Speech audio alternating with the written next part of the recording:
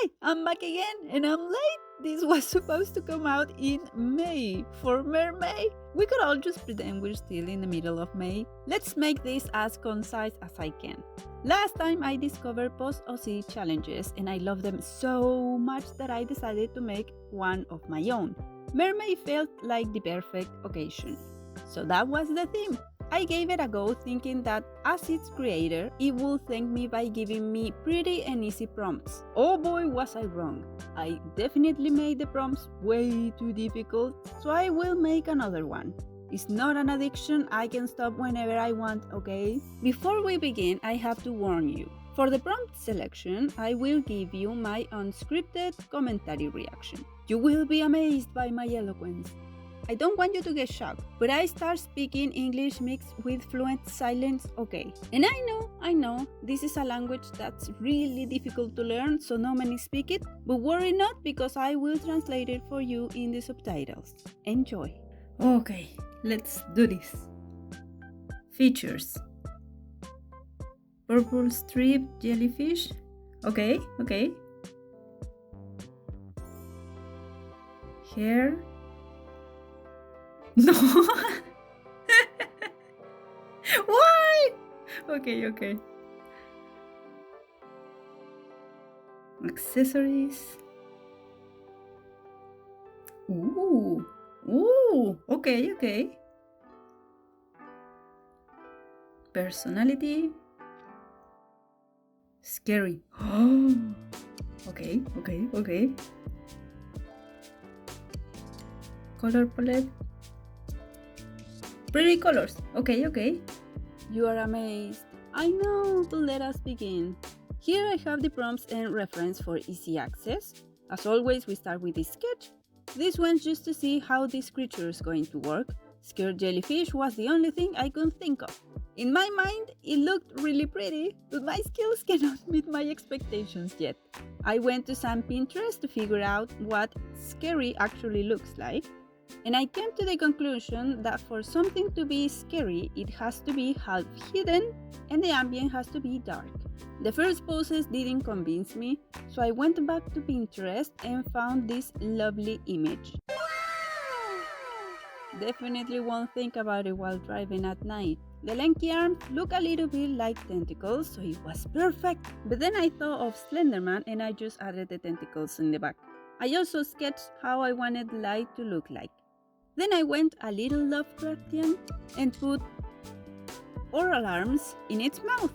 And here's when I came to the realization that another thing that feels scary is when we are in danger. So now this mermaid wants to eat us. A little forefront action to make things dynamic.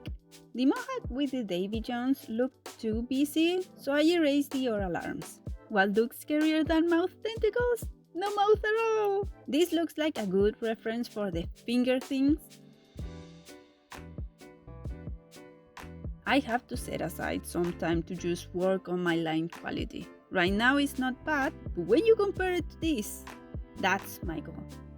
This stupid head.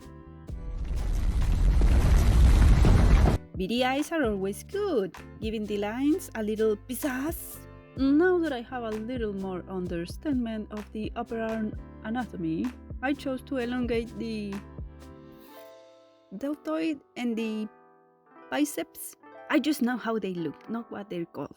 Don't judge me. After the real liner was done, I tried to fill the entire silhouette, like other more experienced artists do. This is giving me paint PTSD to when I was a child. I closed all the lines that I could find and successfully filled my creature. Haha! You wish? I gave up and began to map out where the color should go instead. I ended up filling what I could and colored the rest by hand. I had to erase some parts that I overfilled, but since the base color is so light, I couldn't see very well what I was erasing, so I turned the background gray. Once the silhouette was finally filled, I made a clipping mask and started adding the other colors.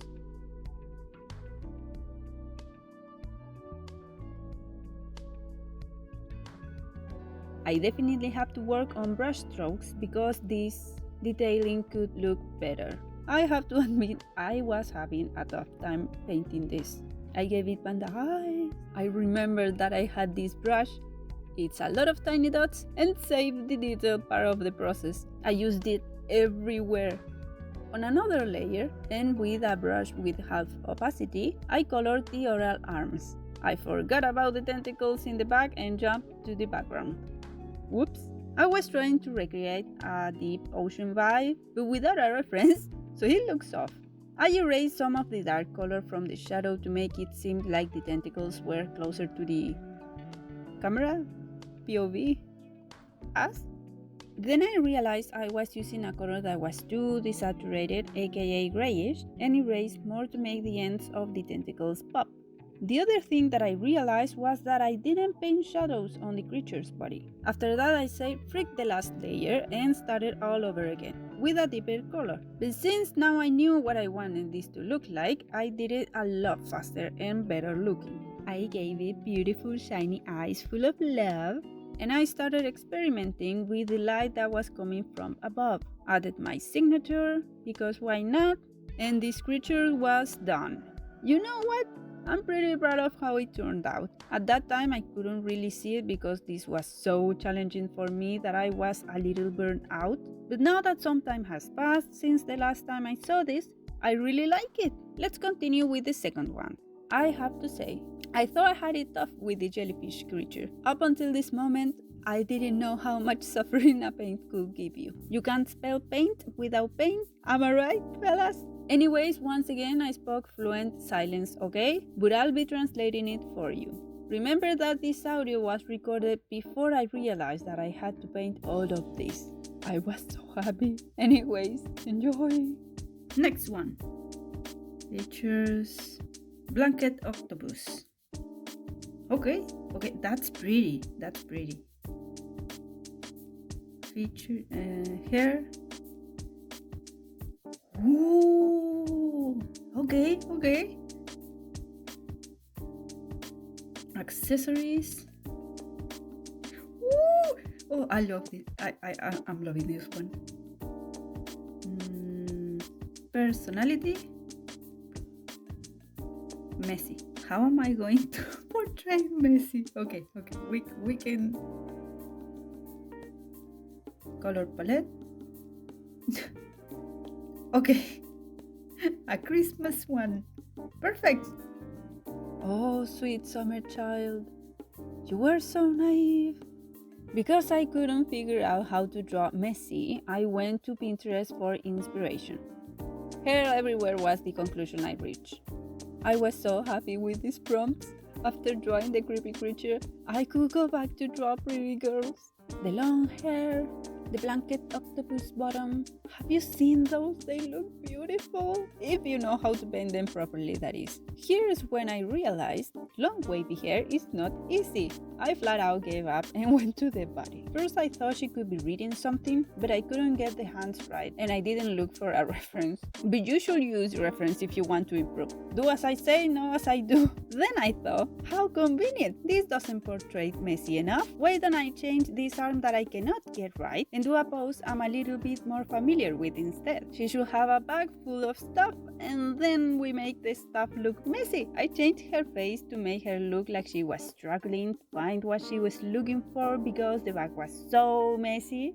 I'm a genius, I know. Then I went back to draw the hair and the membrane. How I say that I love making the final liner? I didn't show it, but I redid the hair way too many times. I heard somewhere that you can think of the hair as ribbons to draw the different strands, so I used that on some parts. Once the liner was done, I started laying the base colors. I put every color on a separate layer to make things easier. This will come back to bite me in the butt and give me a slight panic attack. I added basic shades to everything first, then I broke down the big pieces of hair by doing these boomerang shades. I just erased some parts without much care and then came back with the hair color and sharpened the ends. I don't have footage of the hair detailing because apparently the drawing was too big for my tablet to run at the same time as the recording program. I spent a lot of time trying to make the hair look good. Got frustrated, left it for a week, then came back, got frustrated again, but pushed through and finally finished it. I can't decide if I like it or not. I applied the old relatable and restarted the tablet. Thankfully, I could record again. The face! I wasn't satisfied with the face's lighting, so I finally followed my own advice and got a reference. The membrane was the other part that I didn't realize would be tough to paint until I had to. I also ran away here. But just 2 days. These things. I didn't know how to actually paint these things and make them look decent. I tried a lot of things, but in the end I put them red, erased the edges, and didn't look back. I had a little understanding of how to paint metal, but wasn't really sure, so I went back to Pinterest for answers. The first try didn't think as good as I expected, it looked way too reflective. Then my program closed and didn't want to open this project. After some research, I found out that the drawing was too big and there were too many layers. I thought I lost everything. But somehow I was able to open it again and I merged as many layers as I could. Then, because of the trauma, I forgot to start recording again. Sorry. It's given I did a little digging off camera. Anyways, I couldn't point out why the ground looked off. Then I realized it was because of the shape. I found a good reference and used that to draw and paint it. And I'm in love with how it looks. I did the same with the wristbands and added some scratches as if she uses them to deflect sharp objects. I could have given her some scars too. Let's remember that next time. For the membrane, I added some green with the same method of laying the color in the general shape and then erase what I don't like. I also went over the tips with an eraser at a lower opacity for more dimension. For this one, I didn't make her look like she was underwater but still make it darker at the bottom. I painted the background and a shadow behind her and added my signature to finish things off. Dear God, I was so happy to have this piece finished. At 3 a.m. I was so tired of painting that I didn't look at the finished drawing at all. So now I got positively surprised by how good it looks. I really like how the membrane turned out. Making these videos show me that I draw better than I give myself credit for. I often get surprised by the looks of my drawings. I guess that's how we all are. We self-doubt our skills way too much. You're probably doing it too, so believe in yourself. It's very probable that you are better at drawing, or anything for that matter, than you think. We just have to keep our awesomeness at bay and not let it get to our heads. And that's all. My suffering has ended for now. See you next time. Bye!